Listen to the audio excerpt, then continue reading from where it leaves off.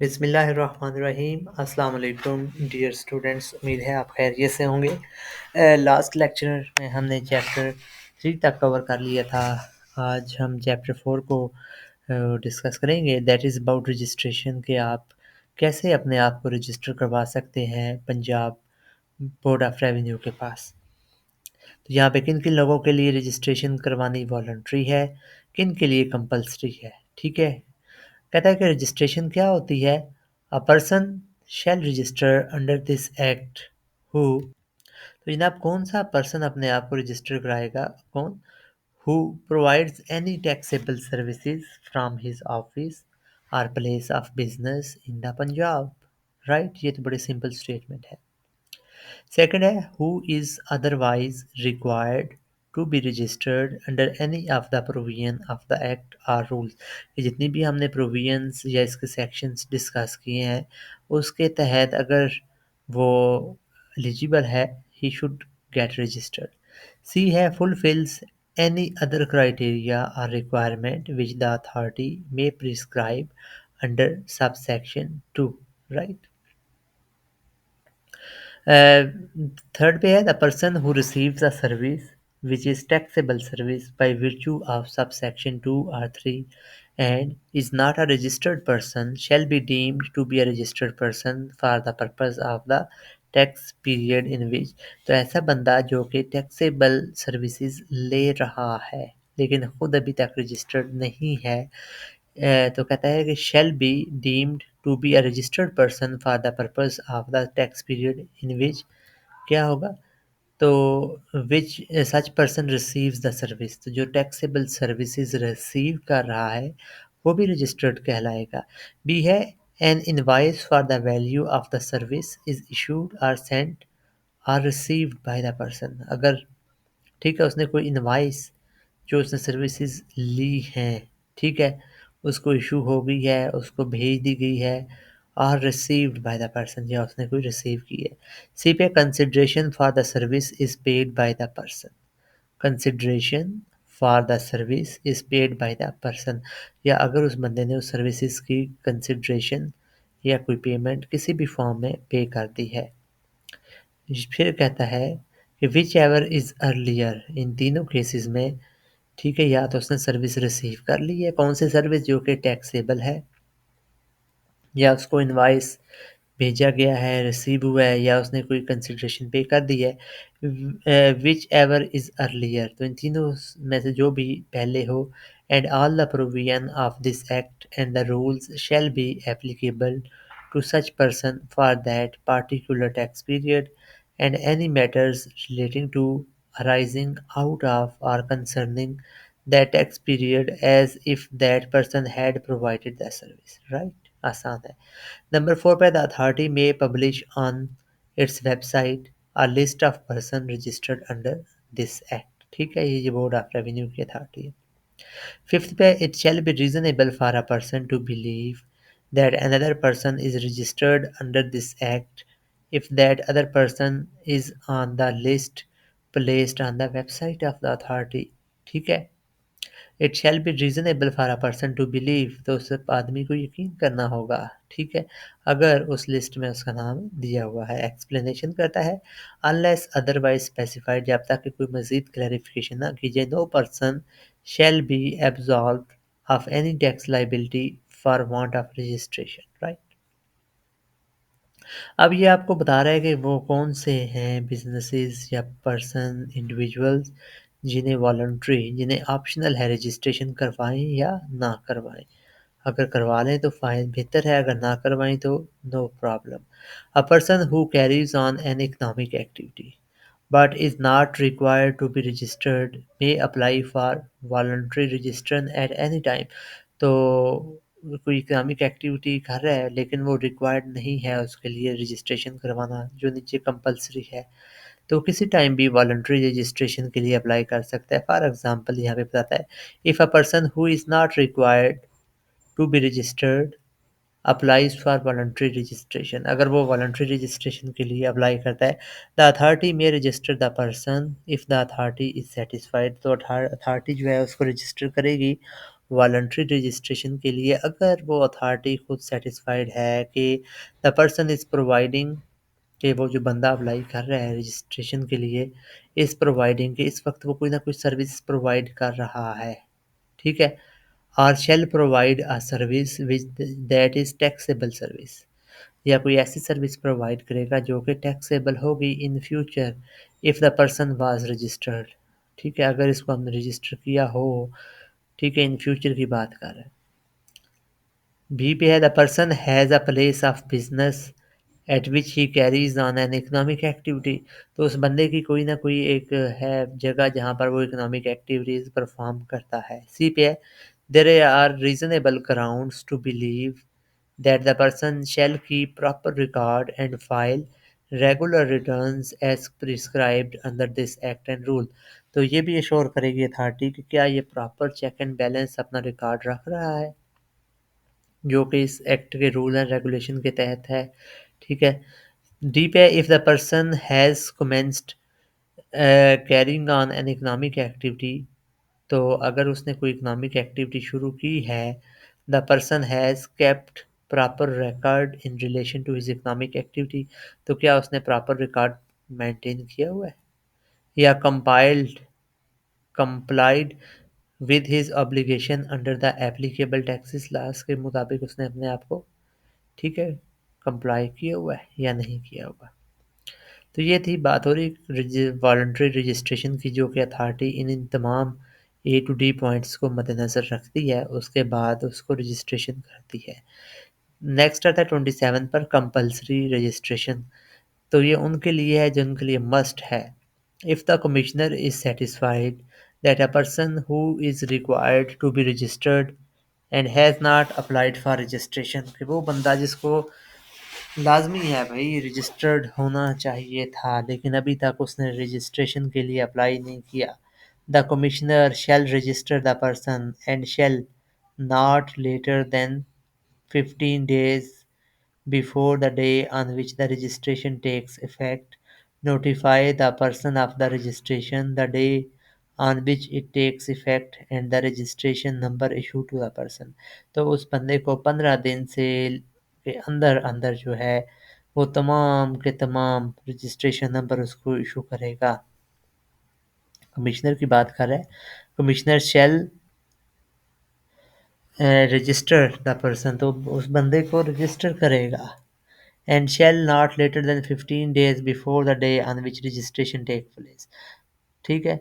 तो ये 15 दिन के अंदर अंदर उसने उस बंदे को नोटिफाई करना, notify the person of registration the day on which it take place, कब तुम्हारी रजिस्ट्रेशन हुई है, किस डेट को हुई है और तुम्हारा रजिस्ट्रेशन नंबर क्या है, उसको इशू करना है। फिर कहता है no person shall be registered compulsory without being given an advance notice and an opportunity of being heard in such a manner as the commissioner may specify, तो कोई भी बंदे को जो है ना वो कंपलसरी तौर पर रजिस्ट्रेशन नहीं किया जाएगा, रजिस्टर नहीं किया जाएगा अनटिल अनलेस कि उसको एक एडवांस नोटिस मिले इस डिपार्टमेंट की तरफ से, इंस्टीट्यूशन की तरफ से, and an opportunity of being heard, फिर उसको सुना जाने का भी एक मौका देना चाहिए, ठीक है, जैसा कि कमिश्नर में स्पेसिफाई। इसको मजीद कहता है the authority may by notification in the official gazette authorize any other officer to perform any of the functions under this section relating to compulsory registration of a person for any of the taxable service, तो ये अपने जो commissioner है ये अपने इख्तियारात जो है ये डेलीगेट भी कर सकता है किसी और बंदे को, ठीक है। फिर आप कंपल्सरी रजिस्ट्रेशन तो क्लियर हो गया, आपने जिन लोगों की रजिस्ट्रेशन की हुई है उनकी आप कैंसिल भी कर सकते हो, सस्पेंड भी कर सकते हो रजिस्ट्रेशन, अगर वो कुछ वायोलेशन करते हैं जो कि आपके रूल्स एंड रेगुलेशन के अंडर नहीं आते। Subject to sub section 3 the authority may temporarily inactive the registration of a person if it is satisfied that the person, तो अथॉरिटी जो है वो उनको आर्जी तौर पर जो है वो इनएक्टिवेट भी कर सकती है अगर वो सेटिस्फाई होती है दैट अथॉरिटी के is not entitle to be registered, कि ये बंदा जो है ये तो रजिस्टर्ड करने के काबिल ही नहीं था। जैसा कि अगर वो अपने प्रॉपर अकाउंट्स को नहीं मेंटेन कर रहा, ठीक है। बी है has failed to comply with the obligation under this act. अगर वो इस एक्ट के रूल्स एंड रेगुलेशंस से कंप्लाई नहीं करता तो भी सस्पेंड हो सकती है उसकी registration. Two the authority shall give notice to a registered person stating the reasons for temporary inactivation of the person's registration and the remedial actions required to be taken by the person in such a time as may be specified in the notice। Authority उस बंदे को notice दे सकती है कि भाई इन इन वजूहात की बिना पर हम जो है तुम्हारी रजिस्ट्रेशन इनएक्टिवेट कर रहे हैं। अगर आप समझते हो कि ये गलत है तो आप 10 दिन या 15 दिन के अंदर दोबारा जो है अपील कर सकते हो। थर्ड पे है in case the authority is not satisfied with the response of the person. अगर वो रेस्पॉन्स देता है अथॉरिटी फिर भी उसके साथ सेटिस्फाई नहीं है, or the remedial action taken by him or does not receive any response in specific time. तो अगर उसको 10 दिन का 20 दिन का जो टाइम दिया हुआ है उसके अंदर उसका कोई रेस्पॉन्स भी नहीं आता तो अथॉरिटी क्या करेगी, may suspend that person registration. Right. Number 4 पे the suspension of registration shall be effect by removing the name of the person from the list of registered person published on the authority's website। तो website के ऊपर जो बंदों के नाम publish किए जाते हैं वहाँ पर से उसका नाम भी रिमूव कर दिया जाएगा। पाँचवें नंबर पे है at any time when a period of 60 days of suspension. अगर 60 दिन हो गए हैं at any time with in a period of 60 days of suspension the authority में withdraw the suspension if it's satisfied with the remedial actions taken by the person। अगर वो बंदा तगो करके साबित कर लेता है कि यार मैं इस आयल हूँ कि मैं जो है वो रजिस्टर्ड हूँ तो वो विद इन 60 डेज जो है वो अथॉरिटी में विड्रा द सस्पेंशन। याद रखिएगा 60 डेज। 6 पे आता है वेयर आफ्टर 60 डेज अगर 60 दिन गुजर गए हैं suspension has not been withdraw, suspension जो है विड्रॉ नहीं हुई तो अथॉरिटी में क्या कर सकती है, institute proceeding against the person in respect of the alleged non compliance under this act. Within where after 60 days the suspension has not been withdrawn। अगर वो सस्पेंशन जो है विड्रॉ नहीं की गई तो अथॉरिटी क्या करेगी, institute proceeding against the person in respect of the alleged non compliance under this act. ठीक है। री इंस्टेट द पर्सन रजिस्ट्रेशन। ठीक है। फिर आपके पास आता है if neither of the action in class A and B is done, cancel कर दे जनाब सीधी उसकी रजिस्ट्रेशन। ठीक हो गया जी। तो ये री इंस्टेट का आपको मतलब तो पता होगा क्या मतलब है इसका, कि बहाल कर देना। ठीक है। या तो उसको बिल्कुल उसका स्टेटस पहले वाला कर दें रजिस्टर्ड, या फिर क्या है इंस्टीट्यूट पर उसके खिलाफ प्रोसीडिंग कर दें। ठीक है। अगर नहीं भी करना तो फिर क्या है कि उसकी बंदे की कैंसिल कर दो रजिस्ट्रेशन। ठीक है। फिर कहता है कि no registration shall be cancelled unless the authority either through inquiry investigation order is satisfied that circumstances exist necessitating such cancellation and under no circumstances the cancellation of registration shall absolve the person of this their obligation and liabilities under this act or rules। ठीक हो गया। अब जनाब आपके पास आता है कि डी रजिस्ट्रेशन। ठीक है। द कमिश्नर में डी रजिस्टर, एक होता है रजिस्टर करना। ठीक है। अब वो बंदा जो है एक दफ़ा ठीक है उसको आपने अनरजिस्टर्ड कर दिया है। May deregister a registered person or such class of registered person not required to be registered under this act. ठीक हो गया। तो इसका मतलब है कि डी रजिस्ट्रेशन कि आप बिल्कुल उस बंदे का ख़त्म कर दें। जब हम बैंक में थे तो बाज़ दफ़ा ऐसे भी अकाउंट्स आते थे जो कि बड़े अरसे से डॉर्मेंट पड़े हुए थे। ठीक है। तो उनको डी रजिस्टर कर दिया जाता है। The commissioner may deregister a registered person or any such class of a registered person not required to be registered under this act where any person registered under this act believes that he does not satisfy the requirement for registration specified in section 25 he may make an application to the commissioner to be registered. तो वो commissioner को application दे सकता है कि यार मैं तो इसमें था ही नहीं, मेरा नाम आ गया या जो भी मामला था, ठीक है। अगर वो जो है जो भी रिक्वायरमेंट है इस एक्ट की, मैं तो उसको सेटिस्फाई नहीं कर पाता, मीट ही नहीं कर पाता, तो क्या होगा कि उस बंदे को डी रजिस्टर्ड कर दिया जाएगा।